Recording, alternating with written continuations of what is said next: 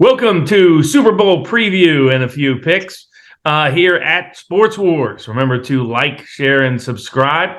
This is sponsored by sportspicks.locals.com as well, where you can get free football picks and predictions all year long, other sports picks and predictions all year long.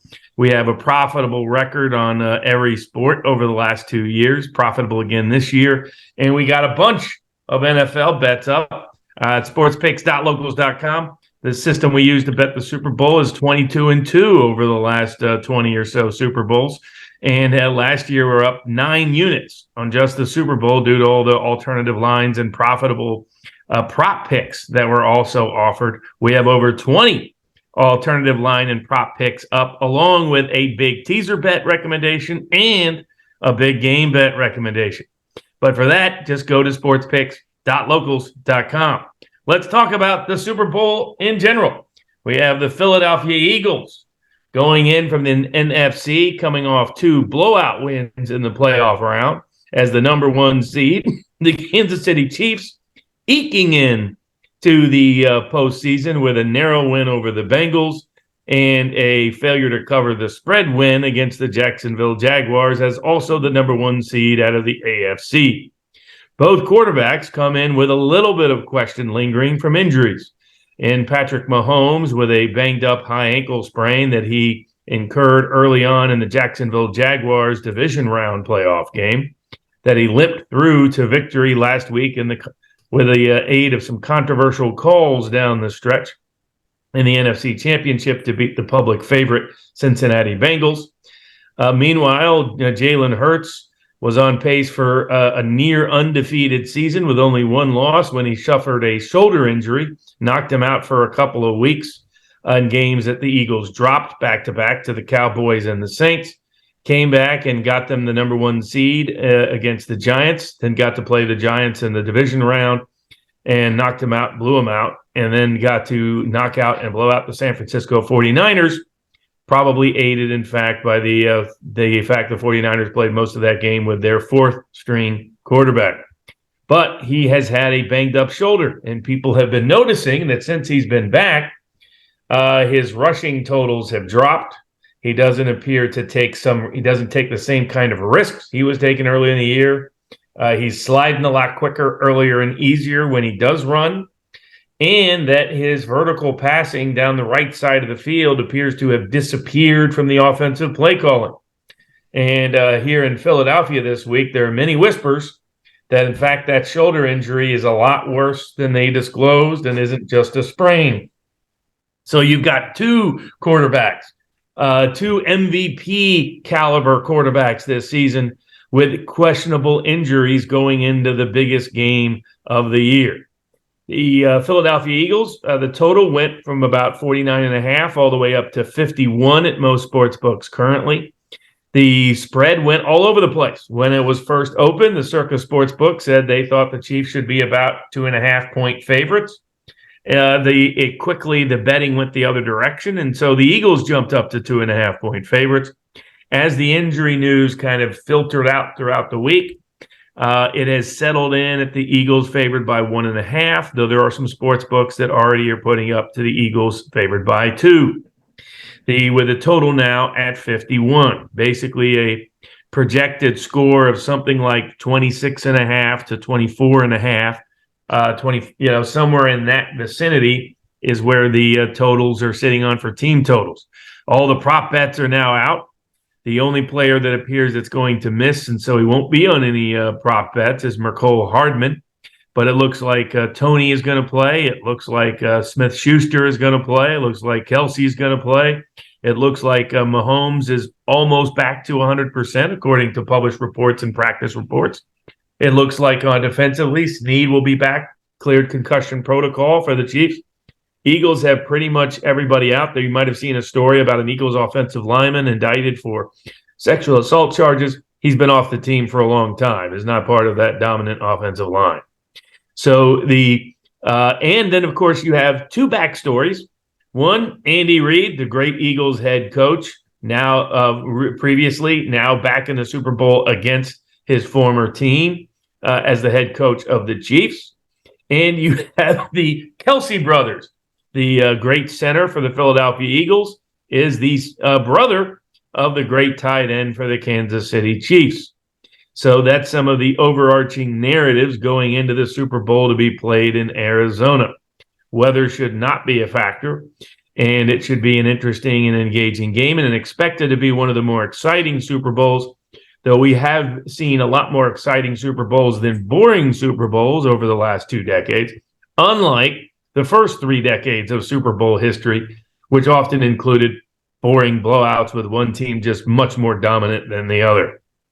According to Madden simulation, they have the Eagles winning in a blowout, but of course the Madden simulation has a losing record predicting the winner over the past 15 seasons. The other computer models and systems have a wide range of predicted and projected outcomes. Questions about schedule, questions about matchups, questions about schematics, all dominate. We have various historical trends at issue. The number one passing quarterback in the league, when he makes it to the Super Bowl in terms of total passing yards, has a losing record. But the team with the better overall schedule has a very good winning record when that favors the Chiefs. So you have historical factors and trends disfavoring the Chiefs and favoring the Eagles. And you got some on the opposite side, depending on which ones you value. The team with the better offense has won more often than not. That favors the Chiefs.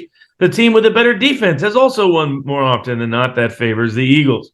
So a range of interesting historical trends. We'll get into some of the schematic matchups and some of the things that might be scariest for the Chiefs, scariest for the Eagles, some things to look for proposition options out there, some spread options out there, alternative lines out there, teaser options out there, and see what you think about those and some information that's useful in that capacity. But what are your overarching thoughts, Cody? Going into the Super Bowl, I found myself thinking, wow, the Eagles should win this game by a good chunk. But as we started doing a deep dive into the matchups, the individual positional matchups against each other, I was like, wow, these teams are way closer than I had envisioned. And KC had kind of quietly had some really good defenses areas that I was unaware of. Their rushing game was really amazing in certain areas. The receiving out of the backfield with McKinnon was fantastic. I didn't realize how good it was. And so now I'm still a little torn. I'm leaning more towards the Chiefs now, but I'm still a little torn, and I can't make up my mind. I keep going back and forth a little bit. These teams are extremely similar in a lot of the ways, and a lot of their strengths.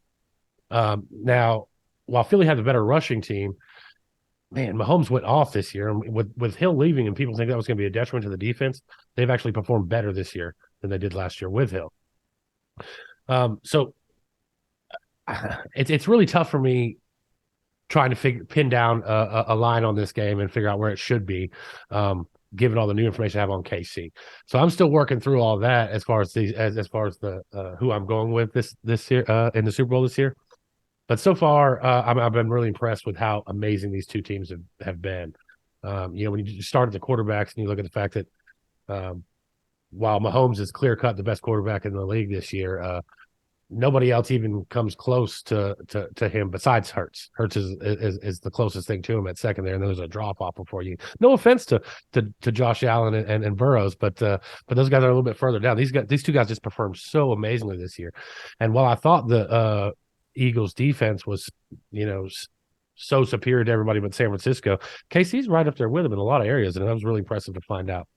So yeah, digging through all this and finding out how good KC has been in certain areas that I was either misled or just missed has been really cool to find out. What are your thoughts, Cricket? Man, I tell you, this Super Bowl is going to be a lot of fun. It has been already. There's so many underlying storylines that are just so cool to me that are really fascinating me, really intrigue me. You got the whole Andy Reid Bowl stuff. You got the Kelsey brothers stuff. But this is also the first Super Bowl where two black starting quarterbacks will be facing off. Jalen Hurts becoming just the 8th black African-American quarterback to start a Super Bowl, trying to become just the 4th to win one. Mahomes trying to do it for the 2nd time. So that's just some cool stuff to me. I really love to see it. The Kelsey brothers stuff. I can't believe that nobody ever has paired up in one of these things before. But what I'm looking at in this, man, the Super Bowl's always got some really So some guys hidden in the shadows that wind up making some big time plays that make a difference in the game. And I'm looking on both sides of the ball for some guys like maybe Noah Gray, that can make some plays for Kansas City. You mentioned Kadarius Toney, a guy like Quez Watkins, maybe for Philadelphia, who's made some plays in some games this year. He's not had a lot of big games, but he has caught a couple touchdowns and does see some looks. So if he catches the ball, he's a burner. He can make some plays. Anxious to see what they do in that running game. We were talking a little bit about before we went live. We don't know, how they're going to share those carries and things. You got three really capable guys out there in Miles Sanders, Kenneth Gainwell, and Boston Scott. And I'm anxious to see how they do that because I'm kind of curious if they've been resting Sanders a little bit. He gets banged up, has been nicked up throughout his career. But like you mentioned, Cody, Gainwell's looked much better. He averaged over 6 yards a carry. There's just so many matchups throughout this thing, and we can dive a little more into them. But just overall, there's just so many different matchups all over the field that intrigue me and are going to be a lot of fun to watch come Sunday. Yeah, I think three things that I'm interested to watch is, do the quarterback injuries have any role in the game? That we really won't know until we see it live. The second aspect is how much does scheduling matter? That the real question mark about the Eagles is the quality of their opposition, especially quality of their passing offense opposition. So to give an example, if you're concerned for the Eagles, one area of concern would be that under this defensive coordinator, they only faced two elite passers this year, two quarterbacks who've been elite passers over their careers or recent careers. And that was Dak Prescott with the Cowboys. Last 3 years, been a top 5 passer pretty consistently. Whatever you think about Prescott, his stats have been off the charts. And then the other one, of course, is the future Pro Bowler, Aaron Rodgers. Those two guys put up over 30 points against this Eagles defense. Last year, the Eagles were also very dominant against weak quarterbacks. So this year they were 10-2 at keeping average pass attacks below 21 points, 21 or less. But so they were the first year. They were 9-0 at doing that exact same thing. The difference is last year they played a bunch of elite passing attacks, and on average they gave up over 33 points a game. So the question is, which is that defense really more reflective of this defense's capability? How much of their performance this season has been a function of scheduling rather than improved personnel? Improve schematics, or is it that they just got stuck with their schedule, but what we saw was truly a dramatically improved defense due to a combination of personnel and schematic changes? And so that I'm curious. Kansas City played the much tougher schedule, especially down the second half of the season. And as you note, the Chiefs' defense was actually much better than people think when you look into their second half of the season performance with all those rookies stepping up. But that too, a little bit of scheduling question marks because a lot of they too faced a lot of average quarterbacks down the stretch. They faced two good ones, Burrow and Lawrence, twice each, and they were decent against them, but not really spectacular. Much better in the championship game than they were earlier in the year against them. So curious to see how much that too is reflective of scheduling versus capability. There's some popular sports handicappers out there that are already recommending the first half over. That's probably why you've seen it move over that key number of 24 that Vegas usually doesn't like to do. They did because a lot of folks looking at this game doing a deep dive think that both of these offenses are legit the more they dig in deep, and they think that neither defense is quite as good as people think it is. They think the Chiefs' defense is better than some people say, but that actually both defenses are kind of pedestrian. What they are predicting is when the last two times these two teams faced each other, which was early 2021. Both of them came in 1-2, having disappointing starts to the season. The first year of the new head coach at Philly, who, by the way, was originally an assistant at Kansas City before Andy Reid took over where he fired him. He wasn't one of the new coaches there, so there's a little bit of that backstory there going on. Even if Bill Burr doesn't like the Eagles head coach because of the way he glams up for the cameras, he went on a recent rant about that. He goes, well, what happened to Tom Landry style pro football coaching, where you didn't even see a guy smile rather than, cursing at the cameras and saying how badass he is and so forth. So a lot of very different dynamics and different style. But in that game, neither team could stop the other. The main difference in that game was Kansas City stopped Philly enough times in the red zone. Philly ended up putting up 32 points in that game. And because both teams took away big plays for the most part, they made both teams had to move steadily down the field, but both teams did. So both teams only had 8 possessions in the game. To give you an idea what Kansas City's drive chart was, their last drive finished by just taking a knee. They had one drive and an interception. The other 6 drives were all touchdowns. Touchdown, touchdown, touchdown, touchdown, touchdown, touchdown, touchdown. So this Eagles defense showed no capacity to stop that Chiefs team. And if you go back to the offensive scheme used, Andy Reid ran the ball heavily early in that game and also used Tyreek Hill predominantly underneath in short routes rather than deep routes. So he exposed certain schematic weaknesses in the Eagles defense. But the Chiefs defense also got marched on with ease. Eagles did whatever they wanted, whenever they wanted, until they got to the red zone. They ended up putting up 32 points. The Chiefs just put up 40. Didn't get, a couple of extra 2-point conversions. Otherwise, it would have been 42 because he's had 6 touchdowns. But the Eagles weren't that far behind. So some people think we may see like the last Eagles Super Bowl, Eagles-Patriots, which, ended up, I think, 41-33. A wild offensive game, back and forth, back and forth. We may see that as well, rather than the defensive game that some initially predicted. Probably explains why that over has been up, even through some key numbers of 49 and 50 during the week. If you look at schematics, this defensive coordinator tends to be very good at 2 things. Now, one thing may be interested for you prop bettors out there. The Eagles defense has struggled against the run all year long because many of their personnel are quick and get upfield. They brought in some run defenders, but those run defenders, there's a reason why they were available and weren't on people's listing. According to Pro Football Focus and others, they were still below average defenders in the league, even against the run. However, there is one style of run they do very well against: zone runs. Both outside and inside zone runs, the Eagles are actually one of the top 10 run defenses in the league. Just like it might surprise people that both the Eagles and the Chiefs are in the top 10 offensively and defensively by both metrics, particularly to the Chiefs being in that category. Top 5, by the way, in the second half of the season, much like the Eagles. What may surprise people is that the Eagles' run defense actually is well-suited schematically to defend what Kansas City likes to do in the run game.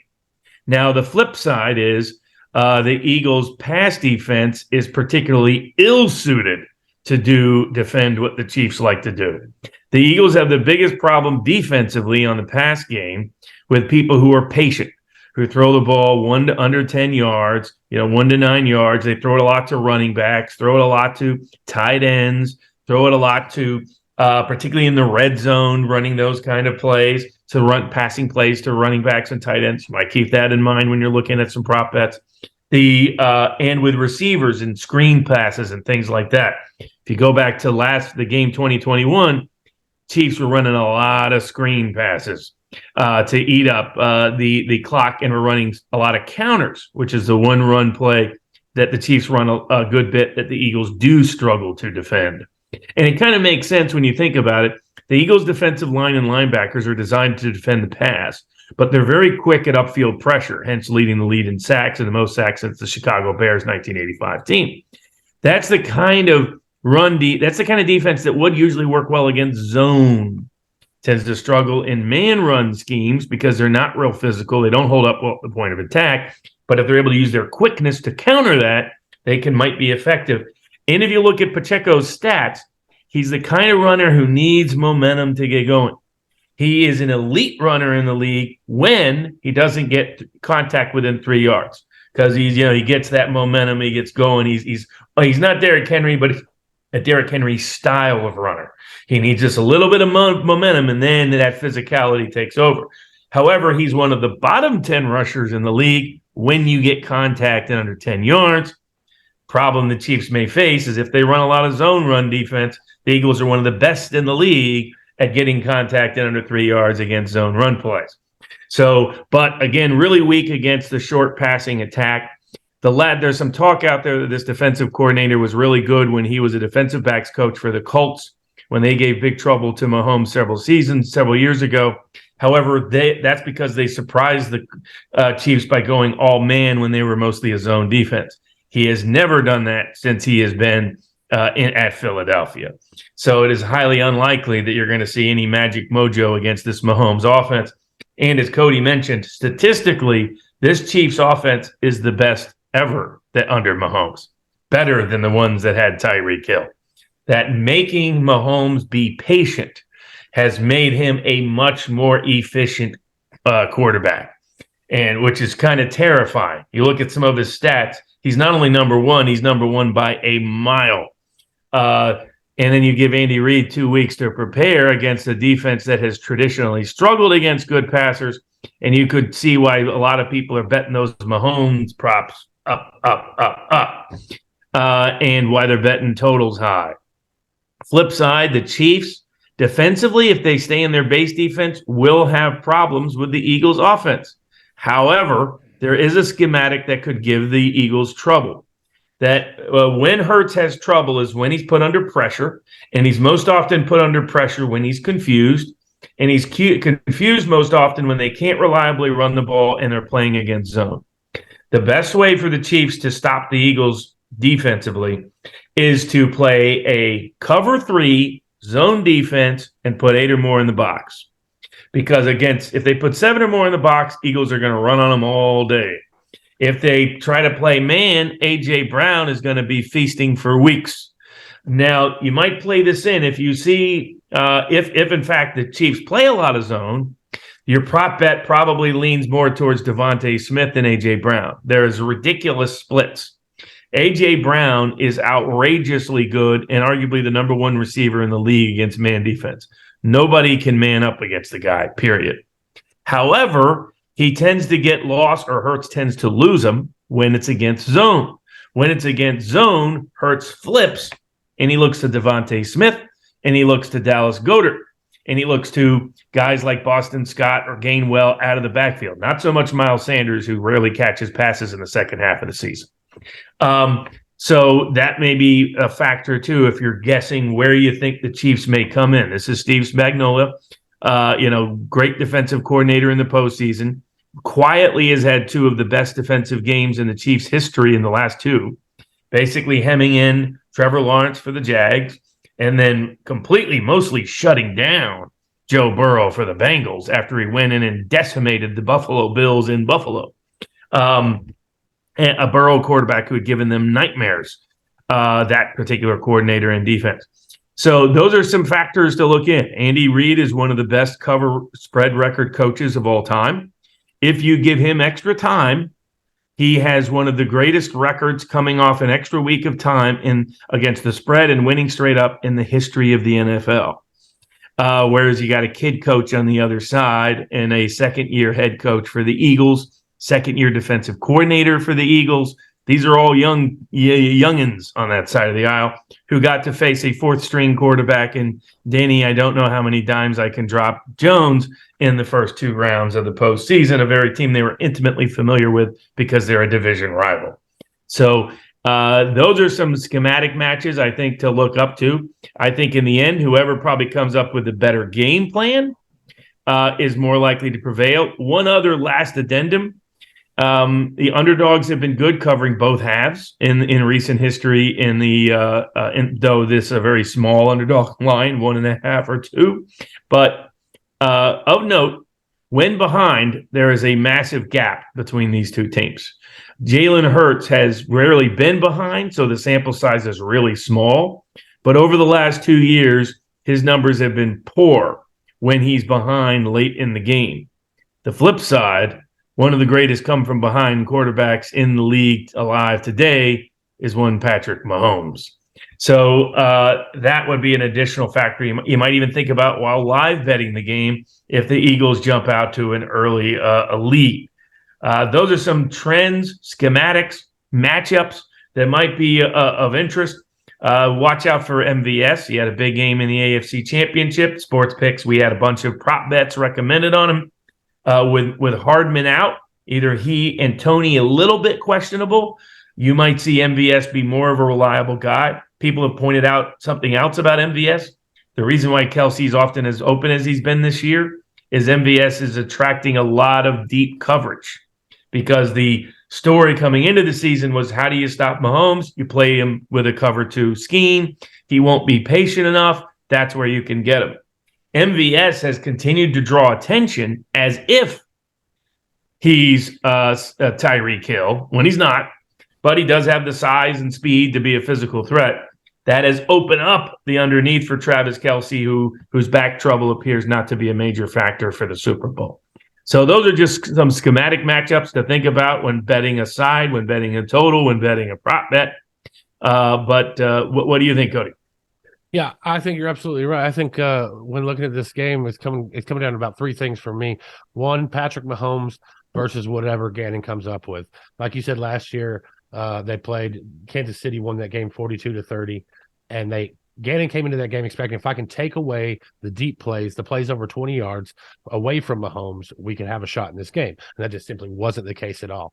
Somehow Mahomes calms down, it remains patient, and it just dinks and dunks all the way down the field repeatedly. And I think a combo of that and losing Tyreek Hill last year led them into where they are this year. Their whole scheme this year was designed around that. That's all they wanted to do all year long, and they've done it to perfection. So I'm really interested to see what Jonathan Gannon can come up with. He's got some talented guys in that defense. I think they shored up a little bit of that run defense, especially this type of running style that Kansas City uses when they brought in Sue and a couple other players there on that defense, which left to me their next biggest weakness was going to be the middle of the field. And so I'm looking at guys like Travis Kelce in this game and seeing how well he can do catching balls with that linebacker or trying to cover him. We all know Kelce's a beast. I'm sorry. In that sense, I was going to add, there's crazy disparity splits with the Eagles between zone and man. They're a fantastic zone pass defense, very poor man pass defense. And if you look at their personnel, you can see why when you break down the tape. Other than Slay, they all have recovery speed problems. So they're much better in zone if they can play zone. Problem is, that's what Mahomes eats up. Correct. Yeah, so Kelce had 110 catches for 1,300 over 1,300 yards this year. Incredible. That's a tight end. I don't know, we're used to seeing this from him, but it still just amazes me every year that he's that freaking good. So I'm interested in what he does. Similarly, Jerick McKinnon has quietly been one of the best receiving running backs in the league all year. He ranks 4th just behind Christian McCaffrey, Austin Eckler. I can't remember who the other one is, but and has 9 touchdowns, the most of any running back with receiving touchdowns. So that's been really impressive. So attacking that middle against that Eagles defense is going to be huge for them. And then lastly, I'm looking at defensively. Hassan Reddick has been pretty special in these playoffs. 3.5 sacks already in the playoffs, which apparently is the Eagles' record, which boggles my mind. That doesn't make sense to me. They've had some Reggie Whites and some really great players on these Eagle teams that I don't see didn't get more than that. But, however, he is lining up against the Chiefs' weakest offensive lineman there in Andrew Wiley. So if he's able to dominate, it could cause problems for Mahomes. So those are the matchups that I'm looking at in this game. What do you think, Cricket? Yeah, few different things. I like what you're talking about, Cody, there with the Kansas City linebackers and the matchups with some of the Eagles' weapons, the running backs out of the backfield, Dallas Goedert and stuff like that. The Chiefs linebackers do not cover well in space. I think Willie Gay gives them like 80.8% completion percentage against. So they're going to have to find a way to be able to cover guys like Goddard and stuff like that, because I think you're going to see more of that old Eagles offense that we saw earlier in the year. Now that Hurts is a little bit more healthy, a little bit closer to 100%. No, he's not going to be there, but they're going to see more of that RPO stuff, that quick hit stuff where he's getting to read. And where the Chiefs have fared well with their defense of late is being able to get pressure on the quarterback and to force him to make some uncharacteristic throws downfield. And I know they've played good quarterbacks in Joe Burrow and Trevor Lawrence, but they haven't played the style of quarterback they played in Jalen Hurts. Jalen Hurts is they broke the mold when they made this guy. He's very different talent set than we've ever really seen in the NFL, other than somebody like Patrick Mahomes. And I didn't know how well his game would transition to the NFL. And I think we're all sitting back here just kind of in awe at what this guy's been doing this year. And I think he's going to have a good game on Sunday.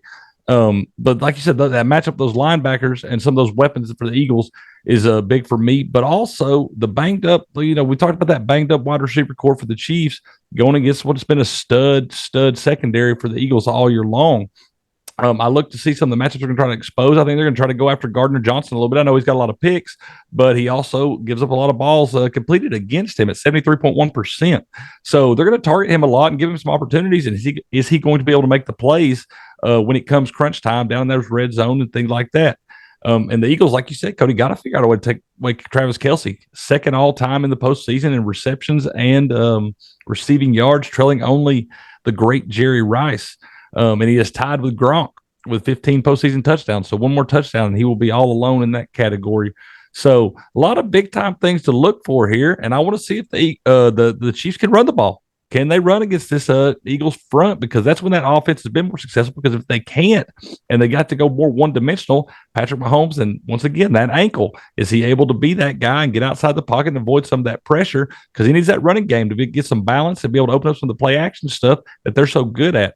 So a lot of matchups I'm looking for. It's going to be an exciting game. I do want to mention also Maddox left, came back from a toe injury, but he only played 19 snaps in the NFC Championship game. So if he's not 100% healthy and as fast enough to cover MVS, that could be a good close matchup to watch there too, because MVS dominated last week, or in the AFC Championship. If he's not 100%, he might be able to do that again in the Super Bowl. Yeah, I think I'll be curious who the Eagles, if they do use man, who do they put Slay on? Do they put Slay on Kelce or do they put him on MVS? Because Slay is clearly their best man coverage guy, has elite top 5 stats in man pass defense. I'm thinking they're going to put him. I'm thinking they're going to put him on Juju.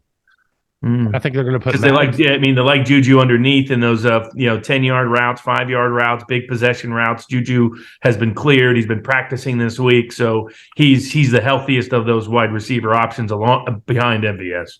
Right. I think you're going to see some mixed looks. They've moved Darius Slay around a lot this year to put him on number one guys, whoever that may be, whether it be a tight end or a big time receiver, something like that. So I think you're going to see him cover Kelce some. You're going to see him play some zone some. They're going to do the things that have been successful all year long. But these guys are an elite talent and they can cover. And I think the advantage goes to the Eagles right here, just because I know there's a lot of talent on that Kansas City receiving core, but it's so hit or miss, so inconsistent. I don't feel like you have that one guy that's like, besides Travis Kelce, that is like, hey, I'm going to take over this game and go catch a ball and score a touchdown for my team right now. I just don't feel like that. They're these possession guys and things like that. And they may get behind the defense here and there, but they're not going to get behind this defense. Well, Juju's been banged up, but I feel like MVS did that last in the AFC Championship game. He went on. Yeah, but that Bengals secondary is not that right. of the Eagles. Right. They've all been banged up a little bit this year. That's another thing too, that they've had to deal with a lot of injuries, which makes it even more impressive of what they've done all year long, being able to kind of patch that thing together and still lead the NFL in offense is pretty incredible. That's just a testament to Andy Reid. Yeah, I mean, from other than the Chiefs' right tackle, the others, there's a narrative out there that there's a big disparity in offensive and defensive lines. There really isn't, at least from a career grade by independent, third-party sources. The 4 of the Chiefs' offensive linemen are elite. In fact, as a unit, the Chiefs' offensive line collectively gets a better grade than the Eagles, which may surprise people because the Eagles' 2 guards are a little bit up and down. Their center and their 2 tackles are elite, but their 2 guards haven't always been. They've been up and down throughout their careers, where the Chiefs only have 1 player that's really been up and down on that offensive line, and that's their right tackle, who's been weak. Defensive line comparable. That the Eagles' defensive line's got a lot of attention this year, rated really high this year. But if you look over, say, multiple seasons, the Eagles and the Chiefs, both teams have, in my view, an elite defensive lineman, Josh Sweat for the Eagles, and of course, the great defensive lineman who's probably going to win Defensive Rookie of the Year for the Chiefs. But Frank Clark is the second guy at times has come on. Carlos Dunlap has had streaks of success.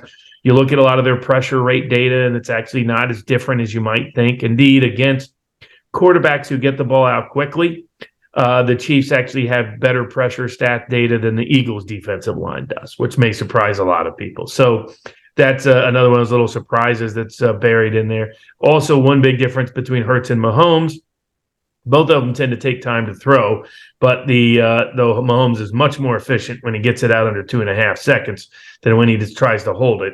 But the big difference is Mahomes is the best at escaping pressure in the league. Hurts is one of the worst. If you get pressure on him, he will get sacked. not a big surprise because their styles are different in that respect. Hurts's running style is deliberate running plays. Mahomes runs when there is no running play. And if you watch Mahomes, that baseball background, he has no worries about throwing the ball from whatever weird direction he wants to. And he has a natural sense of pressure. It just doesn't bother him.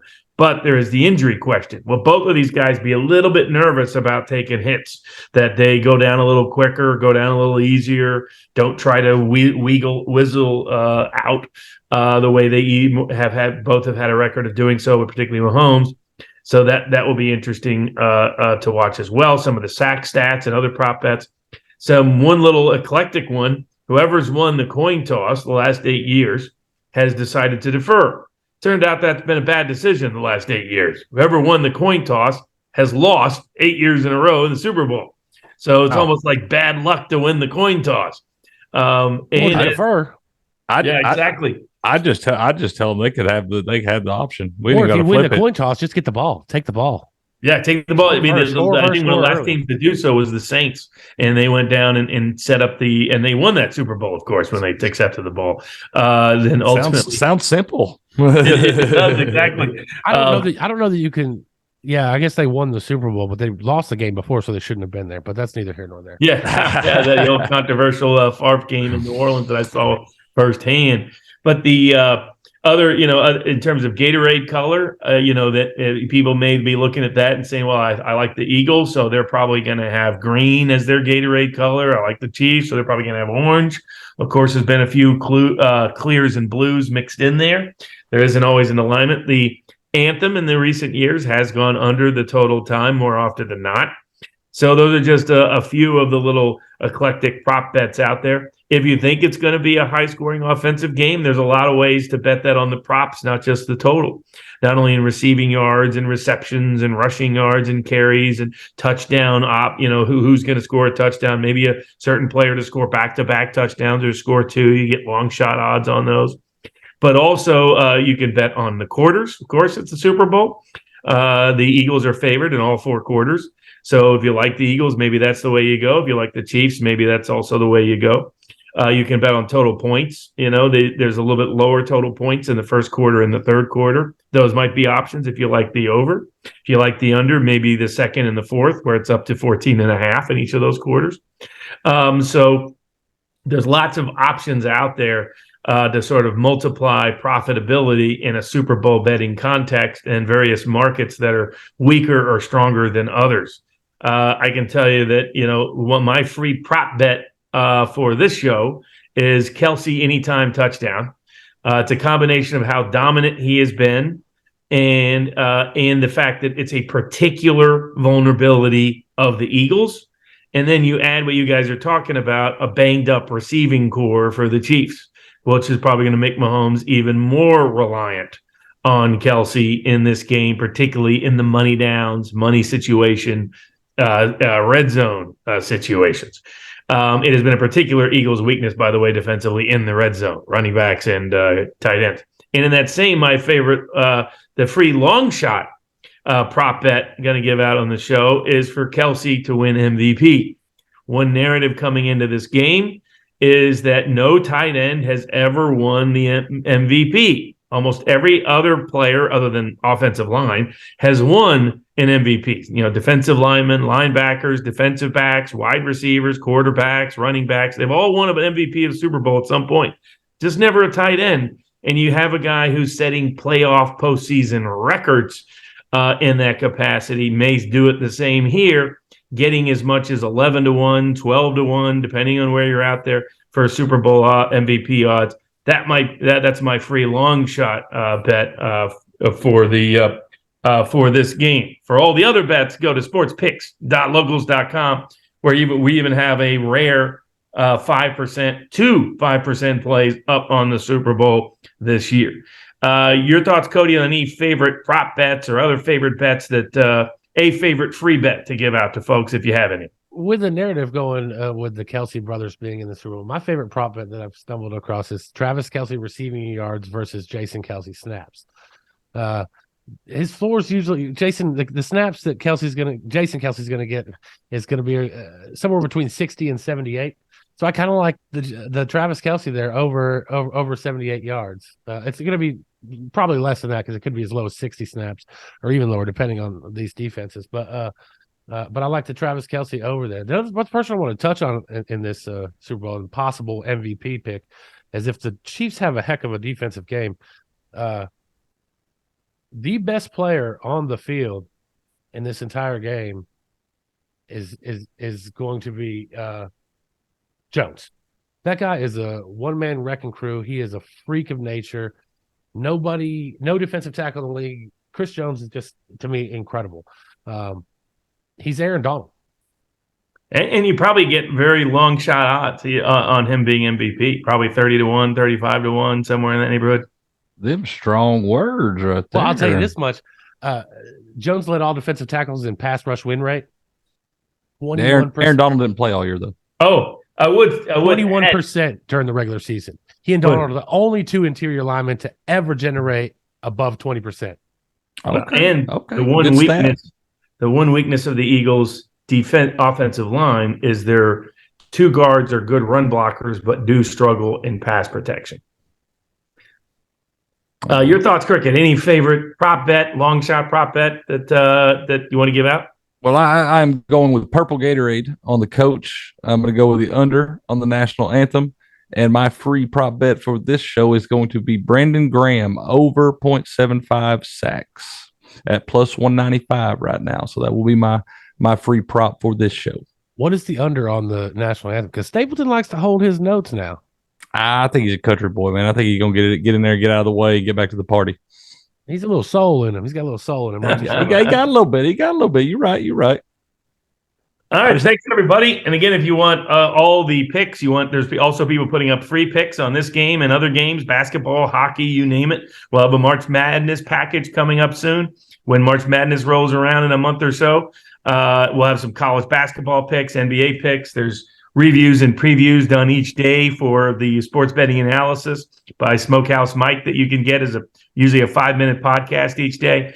Cricket has free content up. Cody has free content up. Lots of fun at sportspicks.locals.com, where you can get the best value in sports handicapping advice anywhere in terms of price per profit.